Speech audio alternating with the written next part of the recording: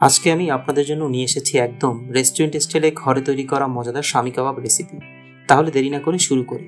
প্রথমেই নিচ্ছি একটি কড়াই, এতে দিচ্ছি 300 গ্রাম চিকেন, 100 গ্রাম বুটের ডাল, 4টা শুকনা মরিচ, স্বাদ মতো লবণ, আদা ও রসুন বাটা 2 চামচ, জিরা গুঁড়া আধা চামচ, গরম মশলা গুঁড়া আধা চামচ, গোলমরিচ গুঁড়া সামান্য, গুঁড়া মরিচ 1 চামচ।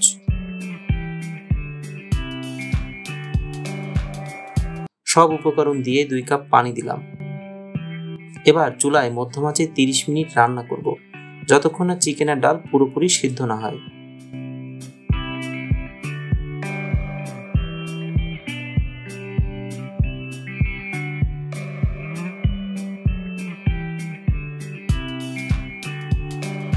চল্লিশ মিনিট পর যখন মিশ্রণটা একদম নরম হয়ে গেল, তখন এটাকে ঠান্ডা করে ব্লেন্ডারে দিয়ে ভালোভাবে ব্লেন্ড করে নিলাম।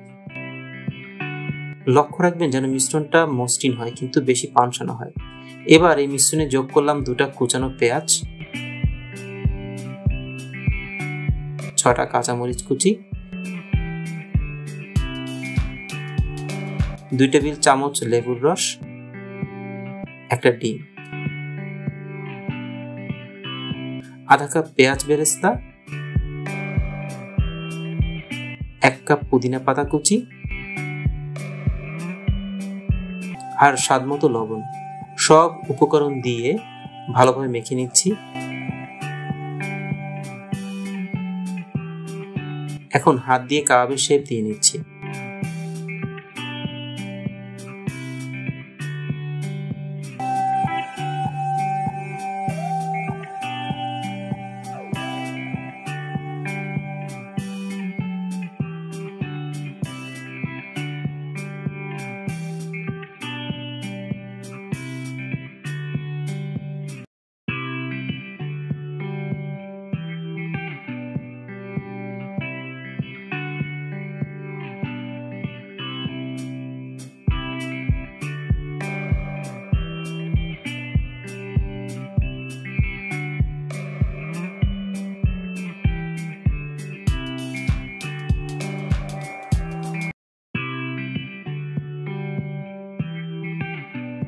এবার একটি প্যানে তেল গরম করে নিচ্ছি।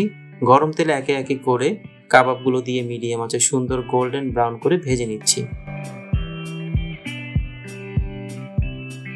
তৈরি হয়ে গেল আমাদের একদম পারফেক্ট হোমমেড চিকেন শামী কাবাব। ভিডিওটা ভালো লাগলে একটা লাইক দিন, বন্ধুদের সাথে শেয়ার করুন।